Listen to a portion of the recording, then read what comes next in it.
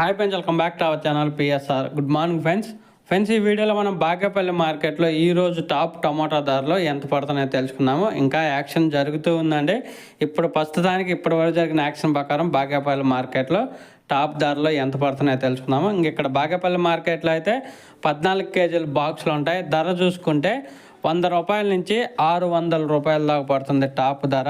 100 rupees to 600 rupees దాకా పడుతుంది top ధర 15 కేజీల బాక్సు బాగేపల్లి మార్కెట్లో.